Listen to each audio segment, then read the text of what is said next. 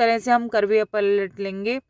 तो करवे पलटने के लिए याद रखें करवे टकराए नहीं। हम गौरा मैया का जो करवा है उससे पलटेंगे। तो गौरा मैया सुहाग दे, गौरा मैया सुहाग दे, इस तरह से कहते कहते हम इस तरह से करवा पलटने देंगे।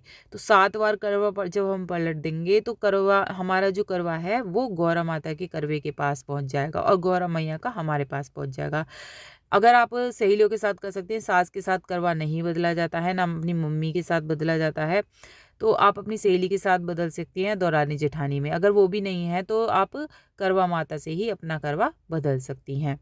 अब यहाँ पर सुहाग कैसे लेना है, आपको 3 या 7 बार सिंदूर गौरा माता जो चौथ माता है उनके लगाना है। यानी कि गौरा माता और चौथ माता एक ही हैं, उनके लगाना है चौथ माता के। और फिर वो जो सुहाग है इस तरह से चुन्नी के सहारे आपको अपने लेना है कि हमने आपको सुहाग हमारा भी अमर रहे। इस तरह से आपको गौरा मैया को सुहाग व्रत पति की लंबी आयु के लिए किया जाता है। शाम को निर्जल रहकर शाम को यह व्रत चांद देखकर खोला जाता है।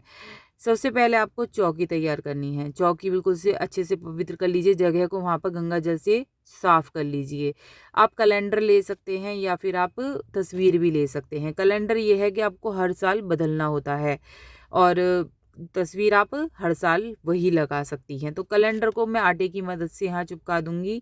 आप उससे भी चिपका सकते हैं टेप वगैरह से। तो यहाँ मैं आटे की मदद से कैलेंडर चिपका दूंगी। और कैलेंडर जो होता है वो लाल सा ही लेना चाहिए। एक वाइट में आता है लेकिन ये आपको लाल पीले में ज़्यादा अच्छा माना जाता है। तो इस बात का आपको ध्यान रखना है।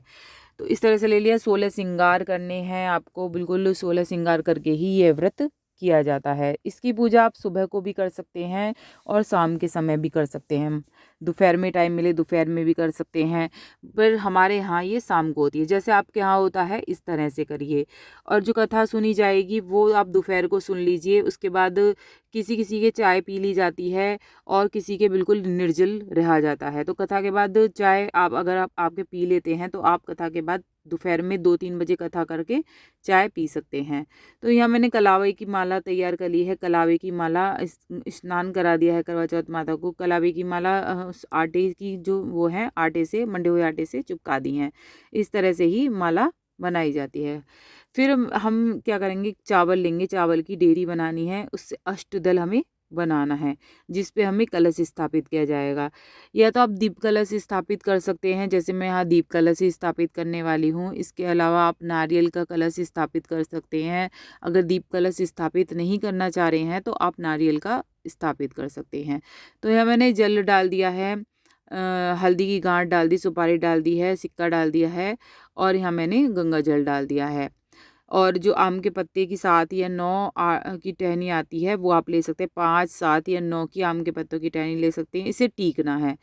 और जो आपने कलश लिया है ये जो रखने के लिए, तो इस पे सतिया ज़रूर बनाना है और कलावा ज़रूर बांधना है। कभी भी जो कलश स्थापित किया जाता है उसके गले को सूना नहीं छोड़ा जाता है। तो कलावा बांध दें।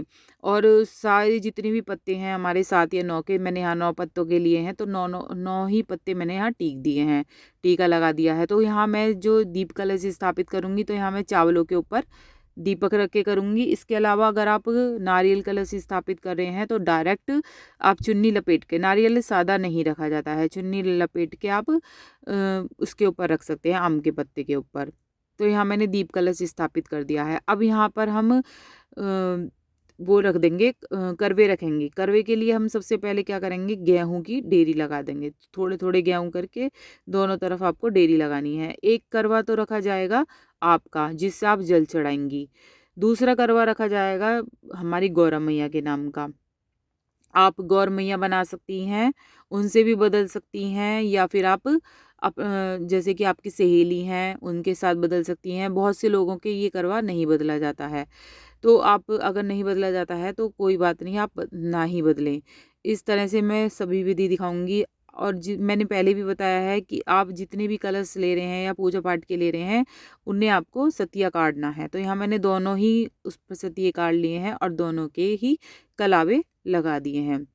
अब जो हमने पार्वती मैया का जो लिया है, या तो आप मिट्टी के भी करवे ले सकती हैं आप पीतल के करवे ले सकती हैं। यहाँ मैंने चांदी का करवा लिया है जिससे मैं जल चढ़ाऊँगी, और पार्वती मैया का ये लोटा ले लिया है। इस तरह से करेंगे। जो पार्वती मैया का जो लिया है उसके अंदर तो हमने ड्राई फ्रूट्स भर दिए हैं, या फिर आप अनाज भी भर सकते हैं, जैसे गेहूँ वगैरह है वो भी भर सकते हैं। जो मैंने अपना लिया है उसके अंदर मैंने जल भरा है, थोड़ा सा गंगा जल मिला के उस जल को भरा है, और चांदी का सिक्का। चांदी का सिक्का इसलिए रखा जाता है इसमें क्योंकि चांदी को तासीर को ठंडी माना जाता है, और जो कि चंद्र देवता के लिए मानी गई है, प्रतीक है। चांदी से बहुत ही जल्दी खुश होते हैं। जो आपने ये इसकी जो करवे की नोक होती है उसे रुई की मदद से मैंने यहाँ पर बंद कर दी है। आप जो सीक आती हैं गोवर्धन पे जो लगाते हैं, इस तरह की सीक आती हैं, तो वो आप सीक की मदद से भी इसकी जो चोंच है उसको बंद कर सकते हैं।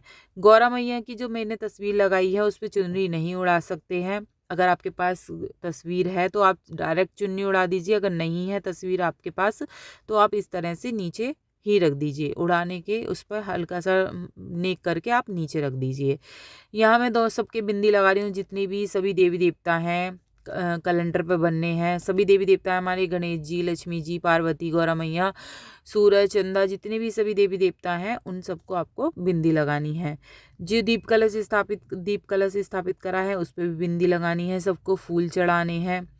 और जो हमने जो करवे रखे हैं दोनों, और उसमें मैंने थोड़े थोड़े बतासे भी डाल दिए हैं अंदर, और थोड़े थोड़े ड्राई फ्रूट्स डाल दिए हैं। उस जो गौरा मैया का है अपने में सिर्फ मैंने जल ही भरा है, और उसके ऊपर प्लेट रख के ढक देनी है हमें। प्लेट के अंदर आप मिठाई भी रख सकते हैं, यहाँ मैंने बतासे रखे हैं, आप बर्फ़ी वगैरह भी रख सकते हैं, या फिर आप जैसे मैंने बतासे रखे हैं इस तरह से मीठी चीज़ रखनी है वो रख सकते हैं। मेकअप का सामान गौरा मैया को यानी कि चौथ माता को ज़रूर चढ़ाया जाता है। तो यहाँ मैंने मेकअप का सामान जो भी आप यूज़ करते हो वो मेकअप का सामान आपको चढ़ाना है। तो यहाँ मैंने बिंदी लगा दी है करवा चौथ माता को, और थोड़ी सी मैं नेक कर दूँगी मेहंदी का।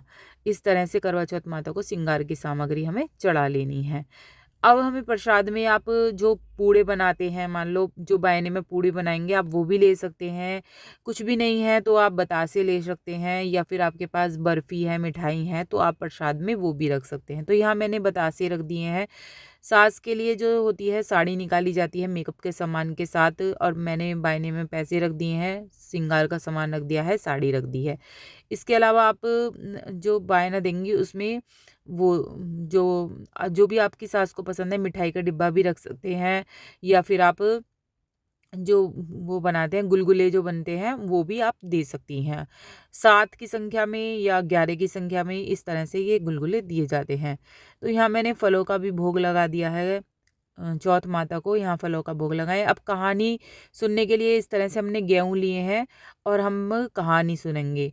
कहानी सुनने के बाद थोड़े से जो जो गेहूँ है वो थोड़े से करवा चौथ माता के पास रखेंगे, और थोड़े से हमने जो लोटा लिया है उसमें डाल देंगे, और थोड़े से अपने पास जो आपने चुनरी ओढ़ी है उसके अंदर रख लेंगे। चुनरी ओढ़ने का विशेष महत्व होता है। जो आपकी उसमें चढ़ी हो फेरे के टाइम वो चुनरी ज़रूर ओढ़ें अपनी।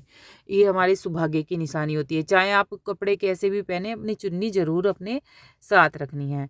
इस तरह से जो भी आपने जल का लोटा लिया है कहानी सुनने के बाद इस तरह से बायना निकाल कर रख दीजिए आप अपना। और वो जल का जो लोटा लिया है वो आपको सूरज देवता को ही उसी समय कहानी को, क्यों दोपहर में सुन रहे हैं, अगर शाम को